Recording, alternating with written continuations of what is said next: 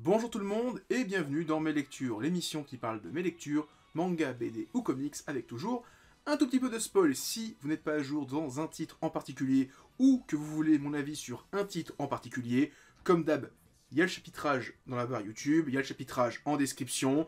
Voilà, c'est dit, c'est fait. N'hésitez pas à laisser un petit pouce bleu, un commentaire, un partage, ça aide la chaîne à grossir, la vidéo à être plus visible, etc.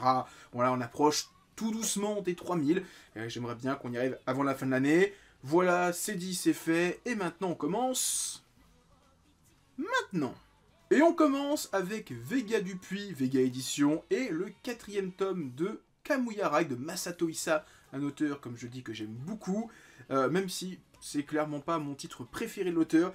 Là, j'avoue qu'avec ce tome, alors il n'est pas monté dans l'échelle de puissance, mais j'ai l'impression que Masato Issa va vraiment dans le délire shonen, parce que je pense, sans trop me tromper, de tout ce que j'ai lu de l'auteur, donc à savoir Area 51, Jabberwocky, Grateful Dead et ça fait 4 titres, et il y a peut-être 2-3 titres qui sont sortis au Japon mais qui sont jamais arrivés chez nous, et j'aimerais bien que ça arrive un de ces 4, notamment la suite de Jabberwocky et son premier manga, il y a aussi Batman Ninja, mais voilà, je passe à autre chose.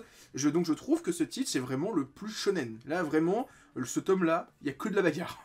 Alors j'abuse un petit peu, mais il y a beaucoup de bagarres, beaucoup de scènes d'action, et c'est incroyable de voir son style si particulier être aussi shonen. Parce que c'est vrai qu'il a un style très sombre, très comics américain, très Sin City, je l'ai déjà dit plusieurs fois. Et là j'avoue que voir des scènes d'action, ça m'a pas mal surpris.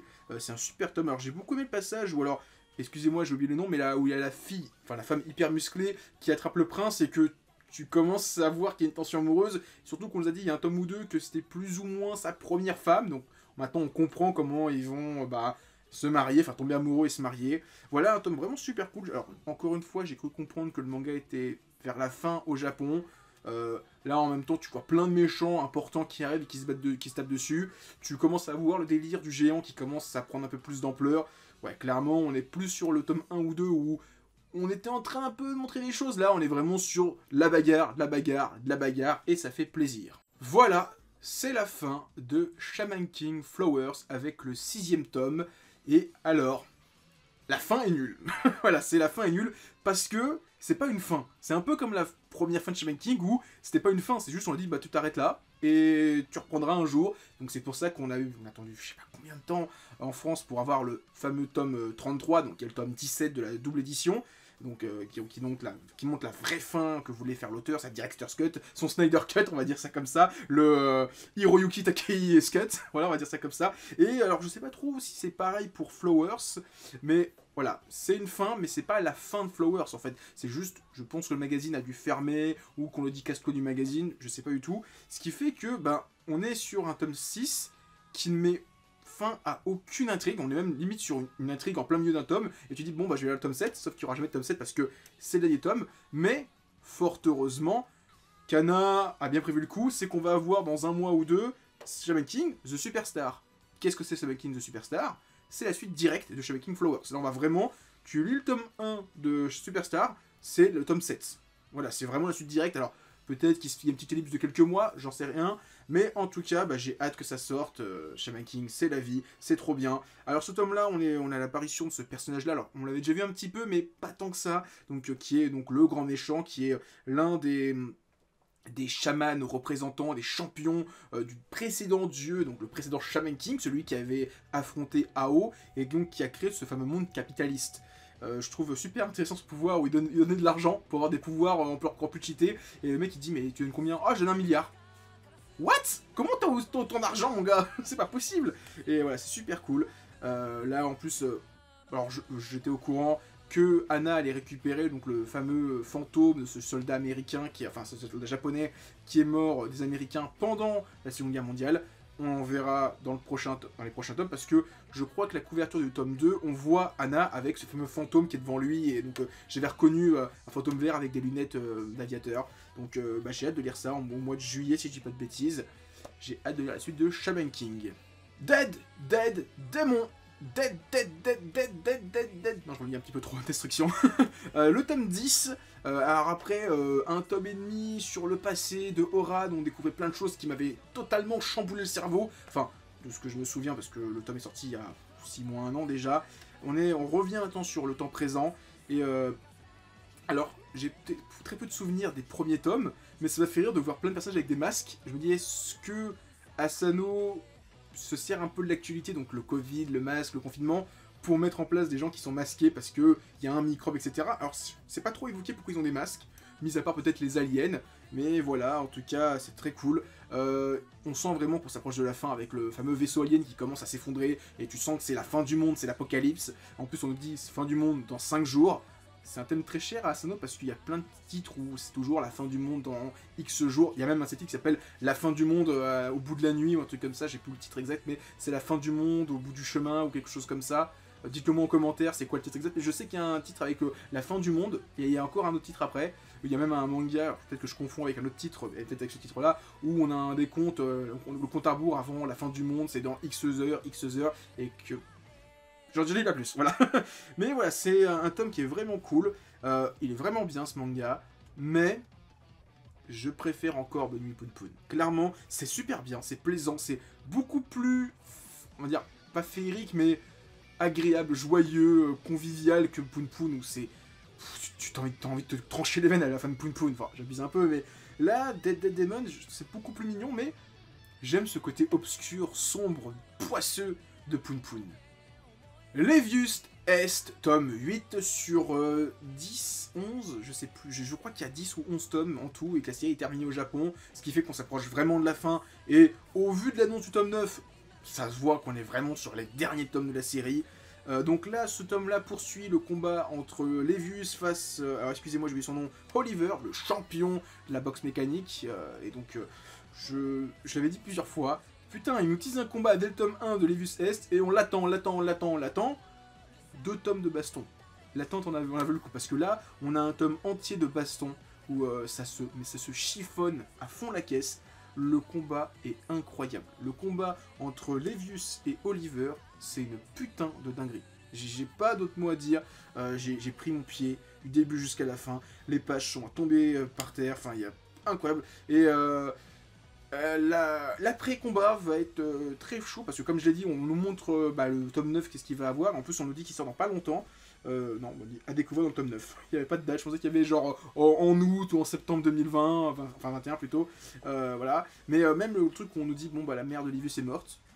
Tu te dis, bah ouais, mais quand Levius de la prendre, il va péter un câble. Ça, c'est sûr et certain. Voilà. Levius Est, grosse dinguerie. Je vous conseille toujours autant cette série qui est une quinzaine de tomes, parce que Levius c'est 3 tomes, Levius Est ça va être une dizaine de tomes. Tu fais les deux, ça fait moins de 15 tomes. Mais c'est une putain de dinguerie. Alors là, c'est un peu moins joyeux, un peu moins rigolo. Je parle de l'artbook de Berserk. Alors, je l'avais jamais eu. Je l'avais toujours vu en rayon, dans des Fnac, dans des Cultura, chez mon libraire. Et je l'ai jamais pris parce que je suis pas un ultra fan. Bon, l'artbook, c'est un truc à avoir absolument. J'en ai quelques-uns et depuis quelques années, quand même, je commence à reprendre goût aux artbooks parce que souvent c'était des petits bouquins assez fins et t'as juste des illustrations, des couvertures et tu te dis bon c'est quoi la plus-value. Et depuis quelques temps, comme je dis, je prends goût, j'en achète même au Japon et il y en a un autre artbook qui va être, j'en vais en parler dans le prochain mes lectures. Et en fait j'ai pris Berserk parce que je me promenais c'était dans un Cultura et je l'ai vu et j'ai repensé à Kentaro Miura qui nous a quittés il y a un peu plus d'un mois maintenant. Alors je veux pas du tout pérenniser sur le décès de cette personne et dire « Ah, j'ai acheté ça, achetez-le !» etc. Non, pas du tout, mais je l'ai pris. Parce que c'est le seul objet, on va dire, publié légalement par un éditeur autour de Berserk que j'ai pas. Parce que j'ai les 40 tomes de Berserk. J'ai le tome 1 réédité avec la nouvelle couverture, je l'ai. J'ai le databook, j'ai le roman, alors je l'ai en version e-book, je l'ai pas en version physique. Et j'avais juste pas ce bouquin, cet artbook. Alors j'ai même le roman, alors je l'ai pas sous la main, non je l'ai pas sous la main. C'est le roman écrit par Alt 236. Donc je me dis tiens je vais le prendre. Ce sera on va dire le dernier truc que je peux acheter de l'auteur. Maintenant j'ai envie de... Alors, trop parler de l'artbook, mais parler un petit peu du décès de l'auteur. Et alors j'ai vu des vidéos autour de l'auteur, et je suis totalement d'accord avec le chef Otaku. Les rapaces qui ne parlent jamais de Berserk, qui ont jamais fait une seule vidéo, qui en ont fait 36 depuis sa mort, je trouve ça irrespectueux. Clairement, et j'ai l'impression que tous les fans de Berserk, c'est ceux qui ont fait aucune vidéo dessus, qui n'ont pas fait une vidéo « Oh la mort de l'auteur, qui fera la suite, etc. » tous les gens qui sont fans, que je suis, ils n'ont pas fait de vidéo dessus. C'est un truc de dingue. Alors, ceux qui font des news habituellement, qui font des chaînes de news, je pense... alors, j'ai plus son nom, putain... Geek World, qui fait des vidéos news, ben, ça m'a paru logique. Mais un mec qui fait des vidéos où il parle de Pokémon, il parle de Yu-Gi-Oh, etc., qui fait 3 vidéos sur Berserk, alors peut-être qu'il est fan, mais j'avoue que je dis, bah ouais, mais mec, ça change totalement de tes sujets habituels, ça donne plus l'impression que tu veux pérenniser sur le décès de l'auteur, et c'est vraiment dégueulasse. Moi-même, j'aurais pu le faire, hein, faire une vidéo, oh, il est mort, qu'est-ce que j'en pense? Parce que, alors, je parle pas souvent de Berserk sur la chaîne, parce que, bah, il n'y a pas souvent l'occasion d'en parler, parce que, ben, il n'y a pas beaucoup de tomes qui sortent, mais ceux qui se souviennent, qui sont là depuis très longtemps sur la chaîne, à l'époque où l'anime sortait, donc l'anime moche en 3D, je faisais des vidéos dessus, je faisais des reviews, où je descendais l'anime, hein. J'ai fait les 2 saisons. Quand le jeu vidéo est sorti sur PS3, PS4, je sais plus exactement, j'ai fait des let's play dessus, alors ça remonte. Et j'ai même fait, je faisais même à une époque des reviews d'escade, alors quand ça sortait. Donc j'ai parlé de Berserk à une époque, mais je me voyais pas parler de l'auteur et de sa mort. Tout ce que je peux dire vis-à-vis de la mort de Berserk, enfin et surtout de la suite, j'aimerais bien qu'on ait la suite de Berserk pour avoir la fin. Voilà, voir la fin, l'épilogue, voir comment Guts va réussir enfin à se sortir de cet enfer, en fait, qui est le monde de Berserk, mais à une seule condition, qu'il ait laissé des notes. S'il a rien laissé, ne touchez pas à Berserk. Parce que, visuellement parlant, j'ai vu ce qu'ont fait ses assistants pour un manga sorti au Japon, alors j'ai plus le titre exact, dont le trait était identique à ce que faisait Kentaro Miura, donc j'ai pas de souci avec ça. Par contre, si c'est eux qui font l'histoire en mode roue libre, non, ça me gêne. S'il a laissé genre, je veux qu'il se passe ça, pas de souci. Limite même en roman, ça me dérangerait pas. Mais en mode, voilà, je sais pas, en mode on fait ce qu'on veut avec, ça me dérange un peu. Voilà, c'était juste mon petit point. En tout cas, l'artbook, je l'ai feuilleté, je l'ai pas totalement lu. Voilà, il est super bien. Alors, même s'il y a beaucoup d'illustrations, de pages couleurs que j'avais déjà vues, peut-être aussi parce que l'artbook est vieux et qu'il y a beaucoup de gens qui ont pris les images et les ont mis sur Twitter, Instagram, et je les ai vus 15 milliards de fois. Mais voilà, je voulais juste un petit peu contribuer à Kentaro Miura, même s'il est plus là, sa famille, etc. Dire voilà qu'on aime Berserk, et donc j'ai acheté l'artbook. Voilà. On revient à quelque chose de plus joyeux avec Hippo, saison 6, tome 8, ce qui fait le tome 117. Alors, dans les précédents tomes, on avait Hippo qui était brisé, et il commençait à s'entraîner avec ses fameux poids autour du corps pour, on va dire, s'entraîner physiquement, renforcer son corps. Et là, il revient à l'entraînement, et j'ai bien aimé le passage où il enlève ses poids, il dit « Oh, je suis léger, je suis comme sur la lune », et qu'il se casse la gueule, et qu'il se dit « Oh putain, est-ce qu'il est encore convalescent ?» Et que ça a l'air d'aller. Il trace une ligne droite, pas de souci. Il marche droit, pas de souci. Et il fait un nouveau Dempsey Roll qui est incroyable. Et même Kamuga dit oh putain, il va falloir que j'aille m'entraîner. Et il part à la montagne retrouver son pote le Nekomata et il va s'entraîner. Je trouve que c'est le passage le plus shonen du tome. Hein. Le passage où il va s'entraîner, il est avec les troncs d'arbres, il esquive plein de trucs. Incroyable. Le tome est incroyable. On a un petit combat de Miyata. Non, pas de Miyata, il y a Miyata qui retrouve. Hippo pour un combat, bon, j'ai trouvé ça un peu osé, je m'en foutais un peu. Après le passage un peu plus social sur Hippo qui commence à se dire est-ce que je vais pas arrêter la boxe parce que bah, je suis enfin pas psychologiquement, mais ben il y a un passage qui c'est un peu psychologique parce qu'il a dit quand un combattant tombe KO et qu'il attend les 10 secondes, enfin il compte jusqu'à 10, ben il y a un truc qui se brise en lui. Et j'ai trouvé ça super intéressant de dire ouais, tu es physiquement en forme, t'as pas de blessure, de commotion, mais le fait que tu sois tombé KO, t'as attendu 10 secondes, il y a un truc dans sa tête qui se dit bah c'est bizarre. Et j'ai trouvé ça super intéressant. En tout cas, Hippo, toujours aussi bien. Je vous conseille toujours autant. Full Metal Alchemist Perfect Edition, tome 7, avec une couverture où on voit, alors excusez-moi du nom, je sais plus, c'est Mai quelque chose, avec son pote le panda géant qui est minuscule. Qu'est-ce que j'ai pensé de ce tome? Je l'ai pas lu, comme d'hab, parce que la Perfect Edition, je les achète pour la collection.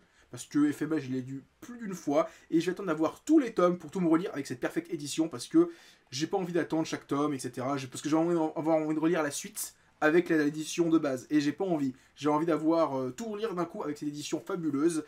Mais je feuillette pour me rappeler un petit peu les souvenirs. Pour me remémorer plutôt les souvenirs. Donc on est sur la fin du combat contre Baril Boucher. Donc, où il y a l'armure, enfin l'âme contre le corps. Vraiment cool. Et le combat entre Mustang et Lust avec la finalité. Et j'avoue que le passage, je l'ai refeuilleté où Lust meurt avec l'impression de haute qualité. C'est énorme. C'est énorme. Le passage où elle disparaît, c'est incroyable. L'impression, enfin, c'est vraiment une plus-value de ouf cette édition. On est vraiment sur un objet de ultra haute qualité. Et alors j'ai eu une réflexion. Si, et je dis bien si, un jour, Glénat fait la même chose pour One Piece. Avec une édition de même qualité. Alors déjà, il faudrait que ça soit le cas au Japon. Limite, je pense que je craquerais. C'est horrible parce que j'adore One Piece et je pense que si dans une édition de ce calibre-là, c'est clair et net que je craque et que je m'achète les 400 tomes qui sortiront. Voilà, en tout cas, c'est vraiment très bien FMA. Je vous conseille toujours autant. Super tome, super série. On a 18 ou 20 tomes en tout, donc on n'est pas loin de la moitié déjà. Mais voilà, je crois qu'on est équivalent au tome 9-10 par rapport à l'édition de base, ce qui fait qu'on est pas loin de la moitié. Donc ouais, je pense qu'on est pas, on est pas loin de la moitié en fait. Voilà, c'est tout. Pokémon, la grande aventure, Noir 2, Blanc 2, donc ça y est, c'est la fin de, entre guillemets, Pokémon, la grande aventure, parce que c'est censé être l'arc final de la grande aventure, sachant que tout ce qui est sorti après, donc X et Y, Soleil et Lune, et actuellement Bouclier et Épée, c'est la grande aventure, mais au Japon, c'est plus la numérotation tome 1 à 60, ils sont partis à chaque fois à 0, parce que à cause de ce tome-là, en fait, les auteurs n'arrivaient pas à sortir les tomes en même temps, ils ont mis ce truc-là en pause pendant des années, parce que, en fait, j'ai regardé un petit peu, le dernier tome à peu près de Noir et Blanc en France est sorti il y a facile 5-6 ans. C'est à peu près à ce moment-là que je me suis remis à Pokémon avec Noir et Blanc, et qui finit en plus avec un putain de cliffhanger qui a une conclusion avec Noir 2, Blanc 2, ce qui fait que j'ai l'impression d'avoir voilà, tourné une page avec Pokémon, c'est que j'ai recommencé la grande aventure avec Noir et Blanc chez Kurokawa, il y a eu un putain de truc à la fin du tome 9, et ben ça y est, quasiment 5-6 ans plus tard, j'ai la conclusion de ça, et ça fait du bien, et on est quasiment à la fin de tout Pokémon, la grande aventure en France, parce que, mine de rien, on a tous les arcs quasiment existants en France, il reste que Rosa, qui n'est pas encore sorti, et on a sinon Bouclier Épée qui sort, il y aura un tome le mois prochain, et on sera à jour par rapport aux japonais, et ça c'est beau. Alors j'espère qu'on va avoir avant la fin de l'année une annonce sur l'arrivée de Rosa, rien annoncé, mais il reste que ça, donc je pense qu'ils vont le faire. Voilà, il reste vraiment que ça. Alors est-ce que ça sera sur un format, enfin ça sera sur un format gros bouquin, mais je sais pas combien il y a de tomes au Japon de Rosa, est-ce qu'on aura un seul gros bouquin comme on l'a eu pour Platine, ou est-ce qu'on aura deux gros bouquins comme on l'a pour Noir 2, Blanc 2. Voilà, en tout cas, vraiment un super tome. Le passage où j'ai revu Blanche, j'étais trop content. Et le passage où Blanche revoit Noir, j'étais trop content. Alors par contre, je me souvenais pas qu'ils étaient aussi amoureux. Donc ça m'a un peu surpris. Je dis, attends, ils étaient aussi amoureux les deux, parce que dans ma tête, c'était juste des potes. Et là, ça m'a surpris qu'ils se fassent un gros câlin, qu'ils rougissent. Ça m'a surpris. Et j'étais un peu, alors pas forcément déçu, mais merde, la fin avec Noir, enfin Norris et Blanquette. Ah merde. Putain, pourquoi ça se finit comme ça là? Parce que est-ce qu'on aura un jour une suite à Noir 2, Blanc 2, donc avec peut-être un remake HD de Noir et Blanc, et Noir et 2, Blanc 2. Bon, déjà, il faut qu'on ait le remake HD, alors on va avoir le remake HD, enfin, entre guillemets HD, on se comprend, hein, le remake de Diamant et Perle.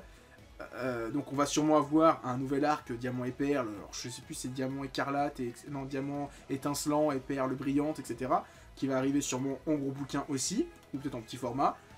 Et est-ce qu'on va avoir ensuite Noir et Blanc? J'aimerais bien qu'on ait au moins la suite, peut-être le retour de Norris, parce qu'à la fin il se barre, et il laisse un petit peu Blanquette toute seule, et... Ah, je veux savoir la suite de ça, là, ça m'énerve. On finit par une petite bande dessinée, alors pas petite par la taille ni par le nombre de tomes, c'est juste parce que le héros est un petit vampire, voilà, c'est la BD, alors c'est le coffret spécial Fnac où il y a les 3 tomes, alors c'est juste un petit coffret en carton pour ranger les 3 tomes de Petit Vampire, avec juste... L'histoire est aussi au cinéma, parce que, alors, je vais faire d'abord une petite histoire. On m'a parlé de Petit Vampire, le film, j'étais pas du tout au courant, alors j'avais vu peut-être une bande-annonce, mais j'ai totalement oublié que le film était sorti, pour moi il sortait cet été, après le Covid, et finalement non, il sortait même en Blu-ray, donc j'ai vu le film, et le film m'a rappelé plein de souvenirs d'enfance, parce que Petit Vampire passait en dessin animé, je devais avoir 7-8 ans, sur France 2 ou France 3 je pense, et ça m'a rappelé ces souvenirs. Je me suis souvenu qu'il y avait une bande dessinée, qu'il y avait une BD Grand Vampire, et j'ai découvert que le film adaptait une BD qui était une sorte de remake, reshoot de Petit Vampire par le même auteur. Et donc en fait les 3 tomes de cette BD, c'est le film d'une heure et demie de Petit Vampire. Le film est génial. Ça en fait vous voyez ça comme le storyboard. Voilà, l'auteur a fait le storyboard et après il l'a adapté en film d'animation. Je parlerai un petit peu du film après. Et alors, en fait, je me suis renseigné sur l'auteur, je me dis tiens, je me souviens qu'il a fait plein de choses. Ouais, il a fait Petit Vampire, la suite Grand Vampire, il a fait une partie de la BD Donjon, et j'avais des bons souvenirs de Donjon, il a fait Le Chat du Rabbin, il a fait la chanson de Maître Renard dont on m'a parlé, qui était une bonne BD, et bah j'ai craqué, j'ai envie de me faire toute la collection, enfin, des deux titres qui m'intéressent de Johannes Farr. Sachant en plus, alors, petite news, je vais essayer de causer la news dans le coin, l'auteur participait à l'interview, enfin, une émission sur Twitch autour de Junji Ito. Il y aura l'éditeur de Mangetsu, Sullivan Rouault. Il y aura Al236 et il y aura, alors je crois que c'est BFM si je dis pas de bêtises, mais ça sort le 26 juin, donc c'est pas tout de suite, mais voilà, je vous donne la date. Donc maintenant, qu'est-ce que j'ai pensé de cette BD Petit Vampire? Alors, elle est vraiment cool parce que, en fait, c'est... On raconte à nouveau les origines de Petit Vampire, ou comment il rencontre son pote, j'ai plus son nom, excusez-moi, son pote, donc le petit garçon qui est humain. On raconte un petit peu les origines, en plus de chacun des monstres qui l'entourent, donc j'ai plus les noms. Excusez-moi, à part... non, j'ai même plus le nom du crocodile, j'allais dire le crocodile, je l'ai, mais non, j'ai plus les noms, mais voilà, c'est vraiment une super BD en 3 tomes, où c'est une grosse histoire complète, c'est vraiment un putain de kiff. On a vraiment en fait les origines de Petit Vampire et comment il est devenu un vampire, comment sa mère est devenue un vampire, comment ils ont rencontré le Capitaine des Morts. C'est vraiment cool. Et en plus, il y a un putain de méchant qui s'appelle le Gibou, qui est un mec avec une face de lune et qui est génial. Je trouve qu'il a une grande aura dans la BD et dans le film. Alors, c'est aussi un truc par rapport au film, ça va faire, c'est que le Capitaine des Morts, donc le grand chef de la famille, il a la voix de Jeff Tuch en VF. Et ça me faisait rire parce qu'à chaque fois qu'il parlait à Petit Vampire, j'ai cru qu'il allait dire « Eh, coin là, on va manger des frites !» Voilà, à chaque fois que je l'entendais parler, je me dis, il va dire coin, ou il va dire qu'il mange des frites. Il dit à Pandore, hé, des frites. Voilà, ça m'a fait rire, c'est con. Mais voilà, Petit Vampire, c'est vraiment cool, c'est une super BD. Alors je sais pas si ce coffret est encore trouvable, mais en tout cas, allez voir le film sur YouTube, il coûte 10 balles, un truc comme ça. Lisez la BD, elle est très bien, et je pense que je vais vous en reparler dans des lectures, quand je vais sûrement m'acheter tous les donjons. Alors il y a 40 tomes en tout, il n'a pas tout fait l'auteur, mais donjons, j'ai des bons souvenirs aussi, je pense que je vais me faire la collection complète. Le Chat du Rabbin, j'ai pas vu le film d'animation, il faut vraiment que je le regarde parce que j'ai des... Tout le monde me l'a dit que c'était trop bien, et bah si je kiffe le Chat du Rabbin, le film, je pense que je vais m'acheter les 10 tomes de la BD, et pareil, la chanson de Maître Renard, on m'a dit qu'il y avait 2 tomes, c'était génial, je vais me les prendre, et je vais kiffer, c'est sûr et certain. En tout cas, voilà, Johannes Farr, j'ai bien aimé, et je pense aussi me refaire Les Petits Vampires d'origine et Grand Vampire, qui est donc la suite où il est un peu plus en mode mélancolie, la vie c'est de la merde, etc. Enfin, la mort c'est de la merde. En tout cas, Petit Vampire, c'est vraiment cool, je vous conseille. Vraiment, je vous conseille, le film est trop bien. Allez voir le film, si vous avez un doute, matez le film, et si vous kiffez, lisez la BD, elle est géniale. Voilà, c'était ma vidéo, mes lectures, j'espère que vous l'avez aimé. Si c'est le cas, laissez un pouce bleu, laissez un commentaire, partagez la vidéo pour que la chaîne puisse grossir. N'hésitez pas non plus à me suivre sur Twitter, Discord et Instagram, les liens sont dans la description. Et moi maintenant je vous dis à plus et continuez à lire des mangas. Allez, ciao tout le monde!